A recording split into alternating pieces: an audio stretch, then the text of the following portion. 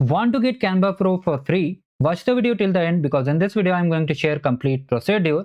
So first of all, before we start, make sure you like the video and subscribe the channel. So process is very simple. In the description box of this video, I've shared one link. You have to click on that link. And after that, what you have to do, if you don't have a Canva account, you need to create account directly. You can use any of these methods to create account.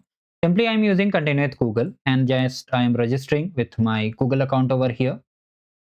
Allow all the permission. And after that, you have to click on redeem my coupon. And then just click on claim trial. Here you can see we have got 90 days free trial over here without paying a single rupee over here.